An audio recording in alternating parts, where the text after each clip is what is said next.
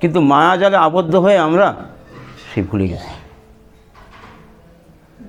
আমরা যখন পৃথিবীতে আসি আমরা কিন্তু প্রত্যেককে কথা দিয়ে আসি। এক তো পৃথিবী জম্বুদ্বীপ, জমের দ্বীপ, মৃত্যু লোক।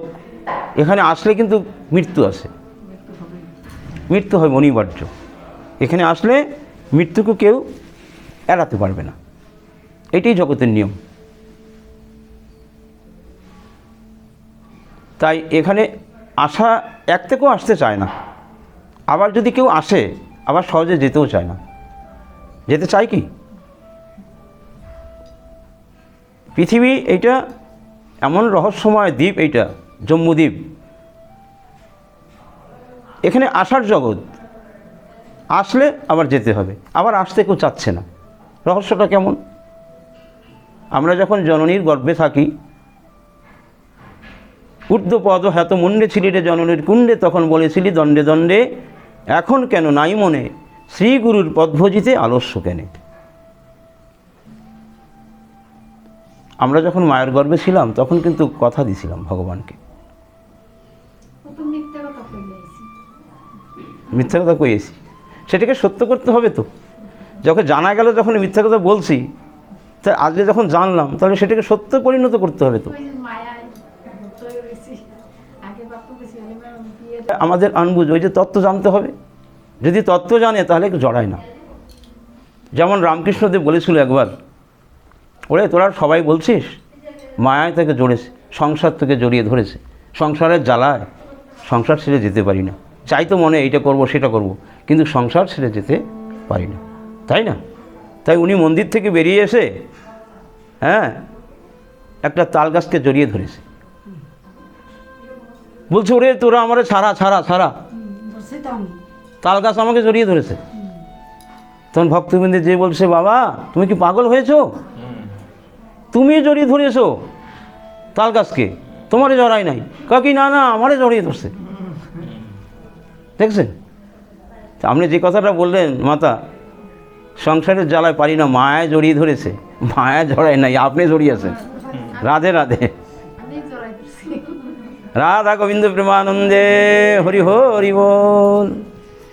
তাই এইটা বোঝানোর জন্য ভগবান কত না লীলা করে, কত না উদাহরণ দেয় আমাদের বোঝানোর জন্যে, কিন্তু তাও আমরা বুঝি না। রঙ্গমোহ বলেছিল যে আমি এ যুগে কোনো অস্ত্র ধারণ করব না, নামের মাধ্যমে এই কলিযুগকে উদ্ধার করব, তাই না? অন্য অন্য যুগে তো অস্ত্র ধারণ করেছে, কিন্তু এ যুগে কলিযুগে অস্ত্র ধারণ করেনি। কি ধারণ করেছে? নাম অস্ত্র। তখন বলেছিল সবাই দেবতাগণ যে তাহলে তো কলিজীবের এরা অতীব সহজে উদ্ধার হয়ে যাবে, কেন? কোনো পরিশ্রম নাই, নাম নিলে হয়ে যাচ্ছে। দেখেন অন্য অন্য যুগে সাধনা ছিল, লক্ষ বছর সাধনা করতে হতো, তপস্যা করতে হতো, যজ্ঞ করতে হতো। আর এখন কলিকালে কিছুই না, খালি নাম, একমাত্র নাম। তাও কি যদি নাম মুখে নেন তাও চলবে, যদি মুখে না নিতে পারে শ্রবণ করলেও চলবে। যার জন্যে নববিধার ভক্তিতে শ্রবণ শ্রেষ্ঠ, খালি কানে শুনবে, কত সহজ। তাও আমরা শুনছি না। তাহলে বলছে তাহলে তো সবার উদ্ধার হয়ে যাবে। তখন প্রভু বলেছিল সবাই উদ্ধার হবে না, কারণ এত সহজ করে দিয়েছি, তাও জীব নেবে না এই নাম। নেয় কি? দেখেন, যার যার জায়গা শেষে বিচার করেন, একটু মনের মধ্যে জায়গা নেন। আমাদের যে নিয়ম, আমাদের যে নিয়মাবলী, সেগুলো আমরা পালন করি কয়জনে? যেমন গুরুদেবের আশ্রিত হওয়া, সত্য বাক্য পালন করা, আমরা সত্য কথা বলি কয়জনে? বলি কি? যার যার মনে সাড়া দেন। তাহলে আমরা সেদিকে ফেল। রাধে রাধে, সেদিকে আমরা ফেল। সকালে উঠে আমাদের কি করণীয়? মানবের যে করণীয় সেটা করতে হবে। ভাগবতের মেন সিদ্ধান্ত কি? ভাগবত 18,000 শ্লোক, 18 সঙ্গে তুলনা দিয়েছে। যেমন শ্রীমদ্ ভগবদ গীতা 700 শ্লোক, কিন্তু 18 অধ্যায়, আর এখানে 18,000 শ্লোক, 18 সঙ্গে তুলনা। আমাদের দেহে কয়টা? 18টা মোকাম, 18 সঙ্গে তুলনা। এগুলোকে বুঝতে হবে আগে। যেমন আমরা গুরু ধরবো, তাই না? গুরুর চরণ আশ্রয় করব, কিন্তু গুরুর যে বাক্য, উনি যে নিয়মাবলী দিয়েছেন, সেগুলোকে আমাকে পালন করতে হবে। তাহলে তো গুরু বাক্য পালন হলো। তাহলে করি না, তাহলে আমরা সেখানে গিয়ে আমরা কি জবাব দেব? সেখানে কি জবাব কী থাকবে? আমাদের এই যে তুলসী গাছ, এই যে তুলসী মাতা, তাই না? আজকে আমরা যে তুলসী মাতাকে পরিক্রমা করছি, পূজা করছি, তাকে প্রণাম করছি, সাক্ষী দেবে কে? একমাত্র তুলসী দেবী। তাই দেখবেন ইহকালে আমরা যারা যারা ব্রত পালন করি, আমাদের বৈষ্ণব মতে বিশেষ করে আছে তুলসী গাছে জল দেওয়া, প্রদক্ষিণ করা, পূজা পাঠ ইত্যাদি, তুলসী মাতাকে সন্তুষ্ট রাখা। কেন? ইনি সাক্ষী হয়ে দাঁড়াবে আমাদের পরকালে। আমরা যেমন এই কাল থেকে যখন ওকলে চলে যাব, এই মত্ত ভূমি থেকে, হ্যাঁ, তখন সাক্ষী দেবে কে যে তুমি ভুলোকে গিয়ে কী করেছো?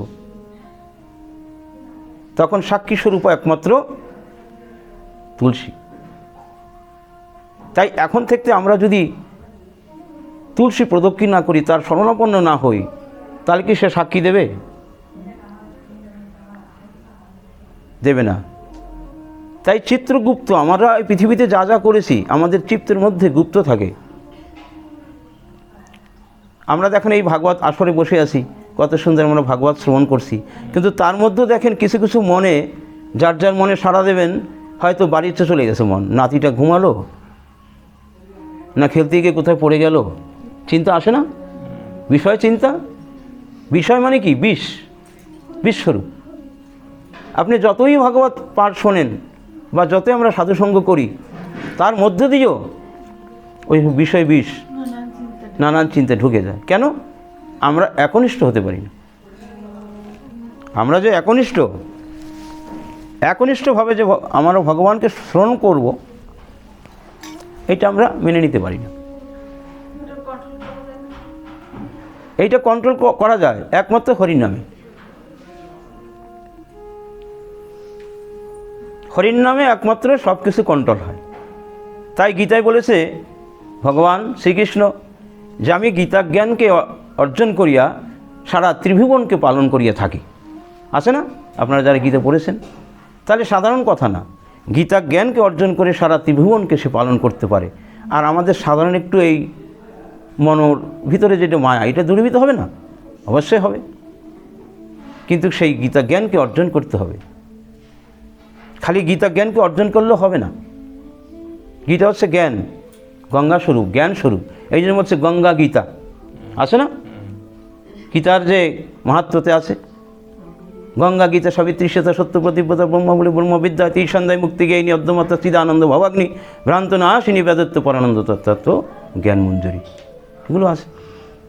তাহলে এগুলোর অর্থ কী? খালি জ্ঞান অর্জন করলেও হবে না, জ্ঞানের সাগরে ডুব দিলেও হবে না। জ্ঞানের সাগরে কী হয়? সাঁতার কাটে। আপনি যদি সাঁতার কাটেন, যদি স্নান না করা হয়, ডুবকি লাগানো না হয়, তাহলে কিন্তু স্নান করা বলে না, তাই না? যেমন তীর্থে গেলে কম করে 3 ডুব হলেও দেওয়া লাগে। আপনারা যারা যারা গেছেন তীর্থে, হ্যাঁ, তাই এই ভাগবত হচ্ছে সাগর স্বরূপ। এখানে ডুব দিতে হবে, এখানে ডুব দিতে হবে। ডুব দিলে সমস্ত তিতাব জ্বালা দূরীভূত হয়ে যাবে। কেন? তাই ভাগবতের প্রথমে কৃষ্ণ কথা বলে নাই, সত্য ধীমহি, আর লাস্টেও তাই, সত্যকে আশ্রয় করতে বলছে। আর কৃষ্ণের যে আলোচনা দশম স্কন্ধে, এটা মাঝামাঝিতে। আপনি লাস্টে পাবেন না, প্রথমে পাবেন না, এখানে ডুব দিতে বলছে। এখানে ডুব দিলেই আমরা আমাদের তিতাব জ্বালা থেকে আমরা দূরীভূত হব, তাতে কোনো সন্দেহ নাই।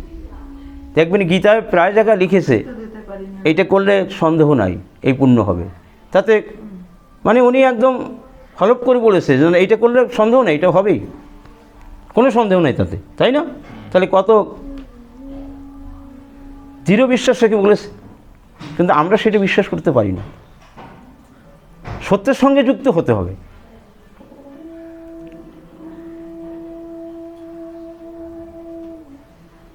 যেমন এই যে ভাগবত কে রচনা করলো? ব্যাসদেব, তাই তো?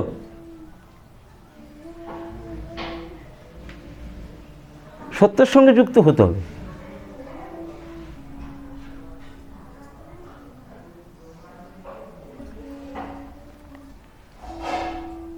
ব্যাসদেবের মাকে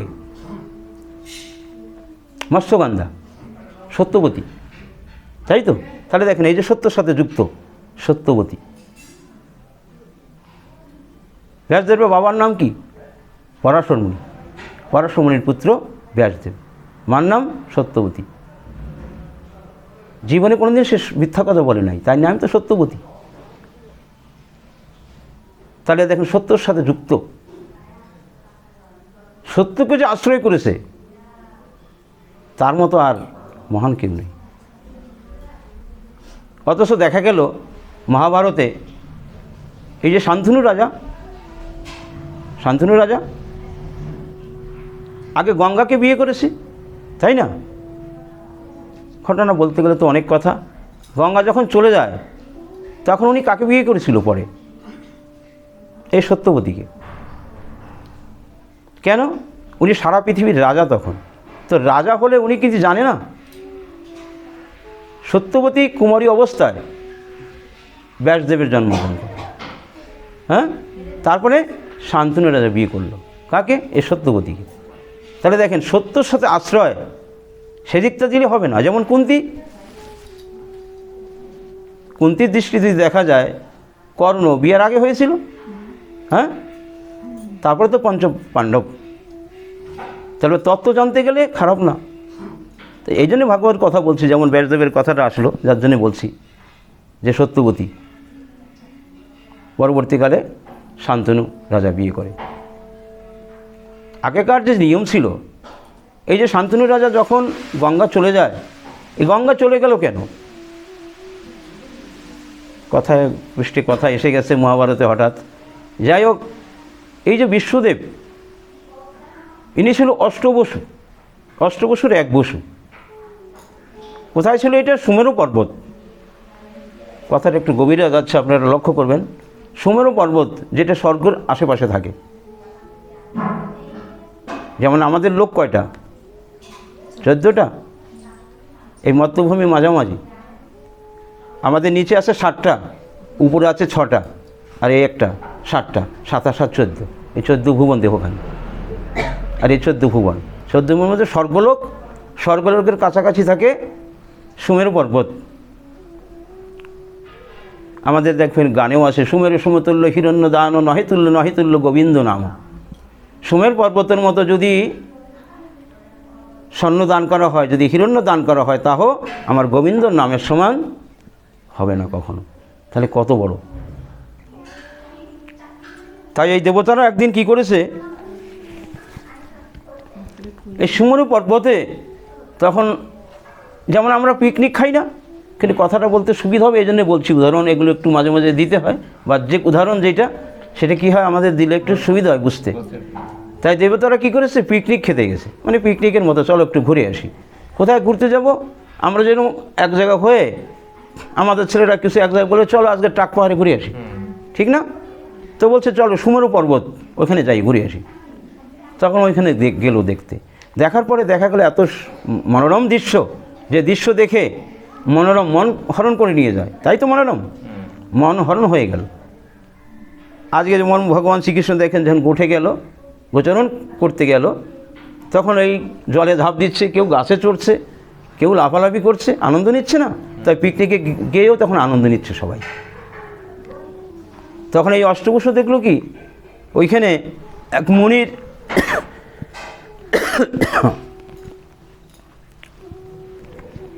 অশ্ব বাঁধা ছিল ওইখানে, এই অশ্ব না, এই সুরভি গাভী, সুরভি গাভী ছিল বাঁধা। ওই গাভী দেখে তখন এই ওনার স্ত্রী বলল কি যে এই গাভীটা এত সুন্দর, তো আমি এই গাভীটা নিয়ে গেলে ভালো হয়। গিয়ে দেখে কি আশ্রমে সেই সাধু নেই, নিয়ে গেছে কোথায়। তখন এত গরু, তো যেমন 9 লক্ষ গরু তো কম না। যেমন আমার এই যে নন্দর এখানে কত ছিল? 9 লক্ষ। আর বিশ্বভানু মন্দিরের এখানে কত ছিল? রাধারানীর বাপের বাড়ি, ওইখানে কত গাভী ছিল? 12 লাখ গাভী ছিল। তাই বলছে এত গাভীর মধ্যে যদি একটা গরু চলেও যায় কেউ অত ঠিক পাবে না। তখন ওখান থেকে চুরি করে নিয়ে আসলো। এই অষ্টবসু 8 জন গেছিলো চুরি করতে। তা দলে এরা 8 জন, কিন্তু মেন চুরি করেছে যে বিশ্ব, এই যে পিতামহ বিশ্ব, হ্যাঁ, উনি করেছে। উনি করার পরে যখন উনি ঘরে আসে তখন দেখতে পায় এই ব্যাপার, ধ্যানস্থ হয়ে দেখলো ওহো এ তো ইন্দ্রের কাজ, ইন্দ্রের থেকে দেবলোক থেকে আসছে না, হ্যাঁ। তখন ওইখানে অভিশাপ করলো। তখন এই গঙ্গা মা ধরা পড়ে গেল যে তোমার কারণে এসব হয়েছে, তা তুমি এক কাজ করো। অষ্টবসুকে অভিশাপ দিল। অভিশাপ কি? তোমরা মর্ত্যলোকে জন্মগ্রহণ করবে। দেখেন, স্বর্গের থেকে তোমাদের মর্তে আসা লাগবে, মৃত্যুলোকে। এইটুকু অপরাধ করাতে মাত্র। তো বলছে তোমাদের জন্ম নিতেই হবে ওখানে। তো প্রভু তাহলে আমাদের কি হবে? আমরা তো তেমন অন্যায় করি নি। তাহলে গরু চুরি করেছে কে? এই বিশ্ব। ওর নাম ছিল ধ্রুব, যার ফলে ধ্রুব নাম ছিল তখন বিশ্বদেবের। কে করেছে? ধ্রুব। তাই ও হাতে করে করেছে, ও বেশি অপরাধ করেছে। বিশেষ করে তোমরা যদিও ছুটি পাও, মর্ত্যলোকের থেকে উদ্ধার হয়ে যাবে, কিন্তু এ উদ্ধার হবে না, ভোগ করতে হবে। দেখেন কোথাকার কথা কোথায় আসে। তখন অভিশপ্ত হয়ে গেল, গঙ্গাকে অভিশপ্ত করল। ঠিক আছে, তুমি মর্ত্যধামে যাও। পবিত্র গঙ্গা হলে কি হবে? অভিশপ্ত। তখনও মর্ত্যধামে আসতে হবে। মর্ত্যধামে এসে কি করলো? এখন মর্ত্যধামে আসলে একটা লীলা রচনা করতে হবে। তো পৃথিবীতে এসে সন্তান উৎপন্ন করতে হবে এবং আবার ফিরে যেতে হবে স্বর্গে। তাহলে কী করে করা যায়? তখন অতীব রূপ সুন্দরী গঙ্গার রূপটা কি সুন্দর না? তখন গঙ্গা থেকে উঠল, হ্যাঁ, জলের থেকে। তখন শান্তনু রাজা দেখে মোহিত হয়ে গেল, অত অপরূপ। তখন ওই শান্তনু রাজাকে বিয়ে করল। বলছে দাঁড়াও রাজা, আমাকে বিয়ে করতে পারো, কিন্তু একটা শর্ত আছে। কি? আমি যা করব তুমি বাধা দিতে পারবে না। আপনারা দেখেছেন টিভিতেও, আমি যা করবো তুমি বাধা দিতে পারবে না। তাই যদি হয় তাহলে তোমার সঙ্গে বিবাহ আবদ্ধ হবো, আর বিবাহ করবো না। রাজা বলছে ঠিক আছে, তাই হবে। তখন একে একে 6 সন্তান, যখন সন্তান হয় তখন কিন্তু নিজে হাতে নিয়ে তখন ওই গঙ্গা জলে দিয়ে দেয়। আর রাজা দেখে দূর থেকে, অদূরে থেকে তারা রাজা দেখছে, কিন্তু সে কিছু বলার কথা নেই। বলছে আগে তো আমার প্রতিশ্রুতি দেওয়া, আরে সন্তানগুলো ছোটো ছোটো সন্তান, তারা আজ জলে, হ্যাঁ, পতন হয়ে যাচ্ছে, কিছু করার নাই। যখন এই যে বিশ্বদেব, হ্যাঁ, বিষ্ণুদেব, তখন শেষ সন্তান এইটা যখন জলে দিতে যায় তখন কিন্তু বাধা দেয় যে না, তোমাকে আমি এইটা করতে দেবো না। সে কেন? তোমার সঙ্গে তো আগেই কথা ছিল, তুমি কোন বাধা দিতে পারবে না, তাই না? তখন বাধা দিল। ঠিক আছে, বাধা দিল যে তুমি 6টা সন্তান তুমি, হ্যাঁ, মৃত্যুকে বরণ করেছো, কিন্তু একে আমি দেব না। তখন একটা সন্তান বাঁচিয়ে রাখলো। কে? এই বিশ্ব। নাম কি? দেবব্রত। দিয়ে নাম কেন? আগে ধ্রুব ছিল নাম, পরবর্তীকালে এই দেবব্রত হলো। তাই দেবব্রত হয়ে এখন দেবব্রত একা আর গঙ্গার পুত্র, তাহলে কত তেজস্বী হওয়া দরকার। তখন ডাইরেক্ট নিয়ে গেল কোথায়? শিক্ষার জন্যে। মা নিজে গঙ্গা তখন শিক্ষা প্রাপ্ত করালো, যুদ্ধে সব দিকে পারদর্শী করলো। তাই দেখবেন বিশ্বের বিশাল প্রতাপ, তাই না? অত শক্তিশালী কেউ নাই মহাভারতে, কিন্তু উনি সেইভাবে যুদ্ধ করেনি। এর কারণ আছে। যাই হোক, প্রতাপই করে তখন আবার শান্তনু রাজাকে ফেরত দিয়ে গেল। এই যে রহস্য আমি শর্টে বললাম আর কি, বিস্তারিতভাবে বলতে গেলে তো অনেক কথা। তখন এই বিশ্বদেব, তাই যেখানে সত্যবতীর কথা বলতেছিলাম, তাই সত্যবতীকে যখন ভালোবাসলো গঙ্গা, তখন ধীরে ধীরে চলে গেল স্বর্গলোকে, চলে গেল গঙ্গা। আর আসেনি যে আমার ডিউটি শেষ, কেন আমার কথা ছিল। 6 পুত্র তো আগেই পাঠিয়ে দিয়েছে, আর একে বলছে বিশ্বকে তুমি পরে আসবে। কেন না? বিশ্ব নিজেই চুরি করেছিল সুরভি গাভীকে, তাই অভিশপ্ত হলো। তাই এই বিশ্বদেবের যেতে কত বছর লেগে গেল। এর পেছনে আরেকটা যুক্তি আছে। এর আগের জন্মে যেমন ভগবান শ্রীকৃষ্ণ কে বলেছিল বিশ্বদেব যে আমি তো কোনো অপরাধ করিনি,